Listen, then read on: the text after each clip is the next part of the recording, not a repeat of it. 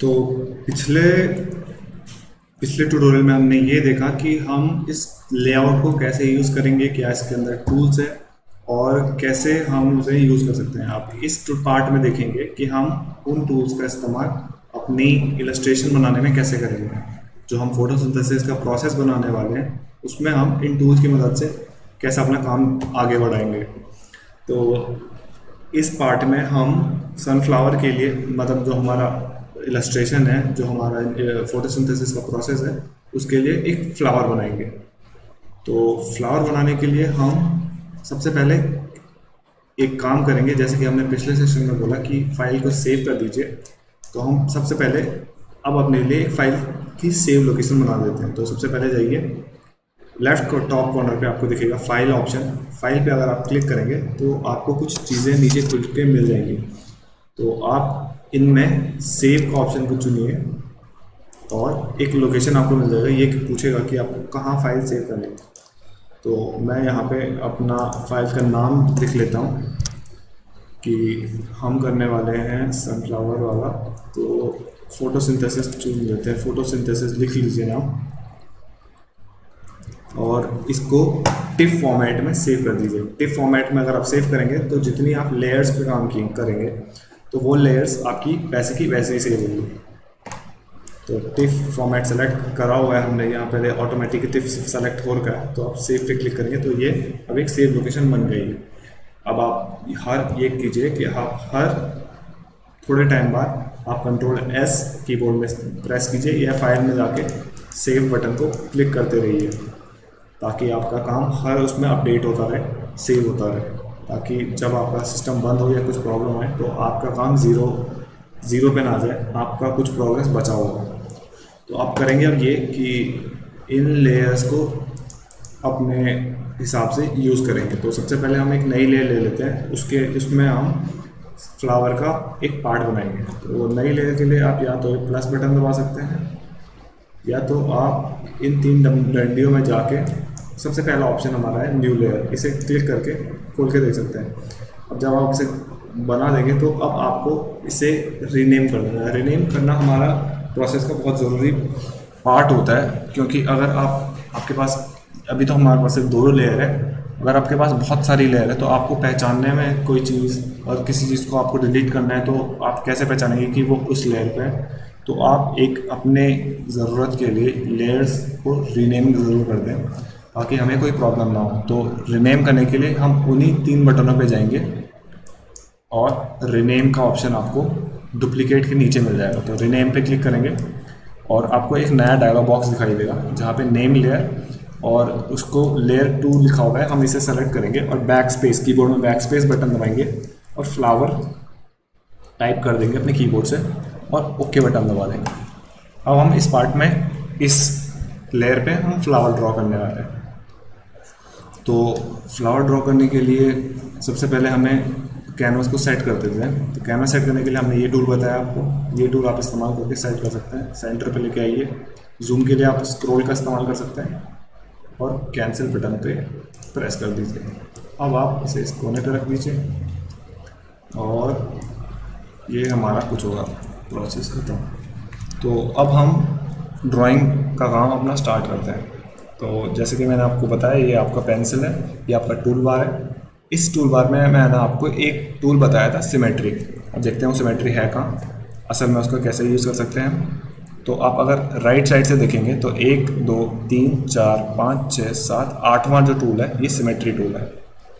जैसे ही आप इसे क्लिक करेंगे तो आपको यहाँ पे 3 ऑप्शन दिखाई देंगे, वर्टिकल, हॉरिजॉन्टल और रेडियल, जिनके बारे में हमने पहले डिस्कस कर लिया है। तो हम रेडियल टूल को सेलेक्ट करेंगे और आपको यहाँ पे दिखाई देगा कि अब आप जो भी ड्रॉ करेंगे वो इन 3 आपको कुछ इस टाइप के सिलेक्शन मिल जाएंगे। तो हम अभी 8, जो हमारा 8 नंबर है, इसे सेलेक्ट करेंगे और कुछ फ्लावर का ड्राइंग बनाएंगे। तो अभी ये तो कुछ खास अच्छा नहीं लग रहा, तो हम अंडू करके इसे हटा सकते हैं और इसे थोड़ा सेंटर में लाने के लिए इसके जो बीच वाला जो बटन है इसका इस्तेमाल कर सकते हैं।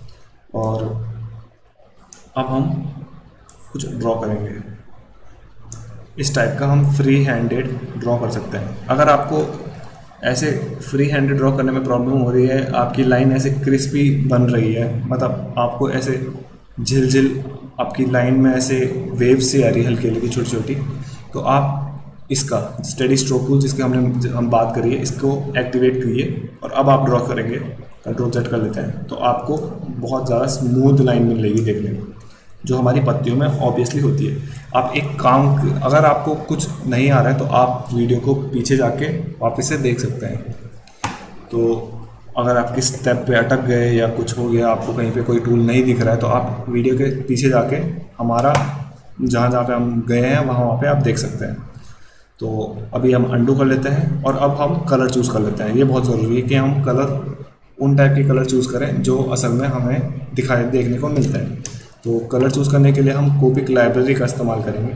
मैंने जैसे कि आपको बताया कि ये काफ़ी अच्छा ऑप्शन है एक बिगिनर के लिए कि हम कलर जब चूज़ करेंगे तो आसानी से हमें कुछ प्रीसेट मिल जाते हैं, कुछ कलर के शेड्स मिल जाते हैं। आपको इतनी बड़ी, अगर आप इसमें देखेंगे तो आप कंफ्यूज हो जाएंगे कि कौन सा कलर चुनूँ, कौन सा कलर अच्छा लगेगा। तो उससे अच्छा आप कोपिक लाइब्रेरी खोलिए और आपको सब इसके अंदर मिल जाएगा।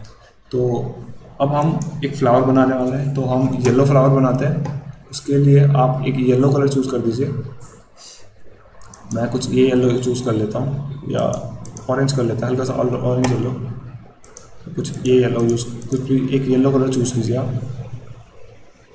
और कुछ ड्रॉ कीजिए। तो स्टेडी स्ट्रोक टूल को एक्टिवेट करके रखिए और अब इसमें कुछ ड्राइंग कीजिए। कुछ इस तरीके से एक स्ट्रोक मारिए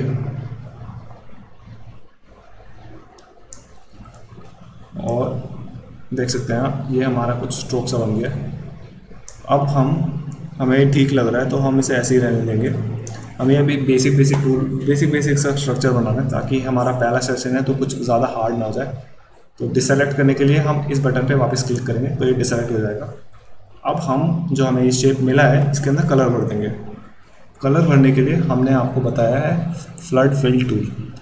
फ्लड फिल टूल का हम इस्तेमाल करेंगे और इन सबको कलर से भर देंगे। पहले हम एक चीज़ चेक कर लेते हैं कि जो हमने ये फ्लावर बनाया है इसकी सारी एजेस क्लोज हैं या नहीं है। अगर क्लोज नहीं है तो आप उन्हें नॉर्मल पेंसिल से हल्का हल्का करके ऐसे क्लोज करें जहाँ जहाँ पे आपको प्रॉब्लम लग रही है।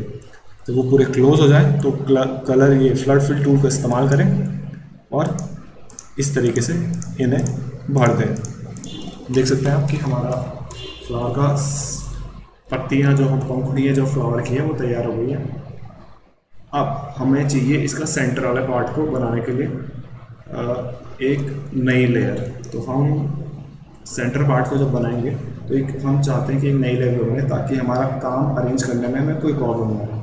तो आप इस 3 डंडी में जाएंगे और न्यू लेयर पे क्लिक करेंगे और वापस 3 डंडी में जाएंगे और रीनेम के ऑप्शन पे क्लिक करेंगे। आप हमेशा कंट्रोल एस का प्रयोग करें, हर 2 मिनट बाद, हर स्टेप के बाद कंट्रोल एस का प्रयोग करें। मैं इस चीज़ पे इसलिए फोकस ज़्यादा जोर दे रहा हूँ ताकि आपका काम सेव होता रहे, आपको बार बार एक चीज़ को करने की ज़रूरत ना पड़े। तो आप इसे कंट्रोल एस का प्रयोग करें। तो नेम लेयर को नेम कर देते हैं।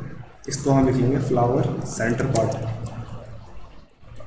तो फ्लावर के जो बीच में जहाँ पे उसका बीज और वो सब चीज़ें होती है तो हम उस पार्ट को इसमें बनाएंगे। तो अब हम उसे बनाने के लिए हमें एक सर्कल चाहिए इसके बीच में यहाँ पे।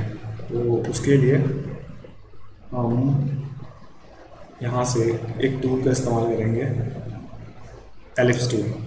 एलिप्स टूल का इस्तेमाल करें तो ये सेंटर, ये हमारा कुछ एलिप्स टूल को जैसे ही हम क्लिक करते हैं, एलिप्स टूल देख लेते हैं कहाँ पे 1 2 3 4 बकेट टूल से तीसरा नंबर जो बकेट टूल के राइट साइड से आपको देखेगा, तीसरा नंबर पे आपको एलिप्स टूल मिल जाएगा। जैसे ही आप इस पर क्लिक करेंगे, देख सकते हैं क्लिक करेंगे तो ये आपको कुछ एक शेप सी बनती हुई दिख जाएगी। आप अगर इसे सेंटर वाले पार्ट को दबाएंगे और इसे मूव करने की कोशिश करेंगे तो ये कुछ आपके स्पेस में इस तरीके से मूव होगा। अगर आपको अब इसे स्केल करना है या इसकी जो ये ओवल शेप बना रहा है इसे सही करके एक परफेक्ट सर्कल बनाना है तो आप ऊपर वाला बटन जो आप ये बटन देख सकते हैं इसका इस्तेमाल करके एलिप्स को एक सर्कल का शेप दे सकते हैं। जैसे आपको लगे कि थोड़ा बहुत सर्कल जैसे दिखने लग गया तो आप हो जाइए और उसका स्केल को थोड़ा छोटा कर दीजिए। छोटा करने के बाद ये आपको कुछ इस तरीके से यहाँ पे आप इसे ऐसे रहने दीजिए और एक नया कलर चूज़ कीजिए ताकि आप इसके अंदर भर सकें। हम कलर चूज़ करने के लिए कलर पैलेट खोलेंगे अपना, जो कोपिक लाइब्रेरी में बना के मिला है हमें। तो कोपिक लाइब्रेरी सबसे कोने में जाके कोपिक लाइब्रेरी खोलेंगे, ब्राउन कलर चूज़ करेंगे कोई भी क्या, हम कुछ इस ब्राउन को यूज़ कर लेते हैं। इस ब्राउन को यूज़ करेंगे और एक बाउंड्री बना देंगे इसकी तरह ऐसे। तो जैसे कि हमने कहा है ये सारी स्टेंसिल हैं, तो जहाँ पे इसकी बाउंड्रीज होगी अगर हम ब्रश का स्ट्रोक मारेंगे तो वो उन्हीं बाउंड्रीज पे चलेगा। अगर मैं बाहर मार दूँ तो ऐसा कुछ काम करेगा नहीं, इन्हीं बाउंड्रीज पे हमारा स्ट्रोक लगेगा। और अब हम इसे कैंसिल कर देंगे और इसे भी बंद कर देंगे। अब हम इसके अंदर कलर को भर देते हैं। तो कलर भरने के लिए हम वापस कोपिक लाइब्रेरी खोल सकते हैं या इसी कलर का इस्तेमाल कर सकते हैं। मैं कोपिक लाइब्रेरी खोल लेता हूँ और इस कलर का हल्का सा लाइटर वर्जन चुन लेते हैं, हम ये यूज़ कर सकते हैं। और फ्लड फिल टूल का इस्तेमाल करके ये ऐसे भर देंगे। अब ये हमारा फ्लावर बन गया और उसका सेंटर पार्ट हमने ऐसा कुछ बना दिया। अब मैं चाहता हूँ कि जो मेरा फ्लावर, जो हमारी मेन फ्लावर है वो आगे रहे और जो ये सेंटर का पार्ट है पीछे रहे, ताकि मैं ट्राई करना चाहता हूँ कि ये कैसे दिखने वाला है। अगर मैं इसे पीछे रखूँगा तो कैसा दिखेगा, पंखुड़ी आगे रहेंगी तो कैसे दिखेगा। तो उसके लिए हम इस पेज को अपने फ्लावर वाले पेज के नीचे लेके आएंगे। तो जैसे आपके राइट साइड देख सकते हैं फ्लावर सेंटर वाला पेज ऊपर है फ्लावर वाले पेज के। तो अगर आप इसे नीचे लाना चाहते हैं तो आप राइट कॉर्नर पे आप देखेंगे, जब आपने इसे सेलेक्ट करा है तो आपको यहाँ पे ब्लू कलर की बाउंड्री बनी हुई दिखेगी, तो जिससे आपको ये लगेगा कि ये सेलेक्टेड है। तो अब अगर आप यहाँ पे जाके रीऑर्डर लेयर को सेलेक्ट करेंगे तो ये नीचे खिसकने के लिए आप इसे मूव कर सकते हैं। तो जब आप फ्लावर को देखेंगे, आप यहाँ पे देखेंगे तो ब्लू लाइन आएगी, जैसे फ्लावर के नीचे वो ब्लू लाइन आएगी तो आप इसे छोड़ देना, तो वो फ्लावर के नीचे आ गया। देख सकते हैं आप, ये फ्लावर के नीचे आ गया। लेकिन अब मुझे ये लग रहा है कि नहीं, ये वैसे ही ज़्यादा ठीक लग रहा है, तो हम इसे वापस ऊपर लेके आ जाते हैं कुछ इस तरीके से। और अब हम इसे थोड़ा स्केल रोटेट अपने हिसाब से सेट कर सकते हैं। अगर आप स्केल करना चाहें तो आपको हमने वो टूल बताया हुआ है, क्विक ट्रांसफॉर्म में जाइए, 1 2 3 4 5 6 7, 7वां नंबर पे क्विक ट्रांसफॉर्म है, इस पर आप क्लिक कीजिए और लेयर या फिर हम कोई भी सिलेक्शन टूल का इस्तेमाल कर सकते हैं इसमें। तो हम एंटायर लेयर को सेलेक्ट करेंगे और इसे स्केल करके छोटा कर देते हैं, मूव करके अपने हिसाब से सेट कर देंगे। अब क्रॉस के बटन पर दबाएंगे तो ये हमारा फ्लावर और उसका सेंटर पार्ट बन गया है। अब आप अगर यहाँ तक नहीं रुकना चाहते हैं, आप इसमें थोड़ा और डिटेल डालना चाहते हैं, अपने ब्रशेस को एक्सप्लोर करना चाहते हैं, तो हमारे पास एक ब्रश है जिसकी मदद से हम इसके अंदर छोटे छोटे बीज आपको दिखा सकते हैं। तो बीज बनाने के लिए आप इसी लेयर पे सेलेक्ट कर रहने दीजिए इसे, और यहाँ पे ब्रश के सेकंड ऑप्शन को, ब्रश पैलेट पे सेकंड जो ऑप्शन है जहाँ पे आपके ब्रश की पूरी लाइब्रेरी खुलेगी, उसे अगर आप क्लिक करेंगे तो देख सकते हैं कि आपको खूब सारे ब्रशेस दिख रहे हैं। तो अब हमें कुछ ऐसा ब्रश ढूंढना है जो धब्बेदार हो, जिसमें छोटे छोटे ब्लैक स्पॉट्स हमें बनाने के लिए आसानी हो। तो हम यहाँ देखते हैं कि कुछ है हमारे पास। तो हम जैसे टेक्सचर वाले टैब में जाते हैं, आप देख सकते हैं पहला टैब बेसिक का है, दूसरा टेक्सचर एसेंशियल्स, तीसरा कोपिक का है, चौथा सिंथेटिक पेंट का है, और पांचवा ट्रेडिशनल पेंसिल का है। उसके नीचे जैसे ही आप जाएंगे तो टेक्सचर का आपको एक पैक मिल जाएगा जिसमें आपके अलग अलग टाइप के टेक्सचर पेंसिल आपको बना के मिली हुई है। तो आप अगर इस वाले टेक्सचर को देख सकते हैं, यहाँ पे ये चारकोल का जो हमें ऐसे धब्बेदार ऑप्शन मिल रहा है, तो अगर आप देखेंगे तो यहाँ पे आपको दिखेगा कि ये कैसे दिखने वाला है जब आप इसे इस्तेमाल करेंगे, ऐसे डॉट डॉट से, जो हमें बिल्कुल सेम चाहिए। तो हम इसे कैंसिल कर लेंगे और कलर चूज़ कर लेते हैं अपना, ब्लैक कलर चूज़ कर लेंगे। तो अब आप जैसे इस पर कुछ भी ड्रॉ करेंगे तो आपको दिखेगा कि धब्बे बना रही है। तो उसके लिए अब आप सेंटर वाले पार्ट को स्केल करके इसमें कुछ इस तरीके से स्पॉट लेके आ सकते हैं। कुछ यहाँ ऐसे इस्तेमाल कीजिएगा और इन्हें सेट कर देते हैं कुछ इस तरीके से। हम इसे ऐसे बना लेंगे तो ये हमारा कुछ बीच सा दिखने लग जाएगा। आप इसे अपने हिसाब से कस्टमाइज़ कर सकते हैं। अगर आपका कोई चीज़ बाउंड्री से बाहर चला गया तो आप ये दो इरेजर जिनकी हमने बात की थी, हार्ड एज इरेजर और सॉफ्ट एज इरेजर का यूज़ करके इन्हें इरेज कर सकते हैं।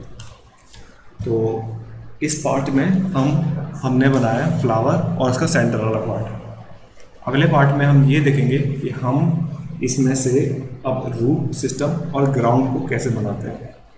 हो सकता है कि हम और टू को सीख पाए, तो इस ट्यूटोरियल के लिए आप इतना बनाइए, फिर आप अगले ट्यूटोरियल में आके हमारा स्टेम और रूट और ग्राउंड वाला पार्ट देखिए कि कैसे हम इसमें स्टेम, रूट और ग्राउंड ऐड करते हैं, ताकि हमारे फोटोसिंथेसिस का एक प्रोसेस कंप्लीट हो।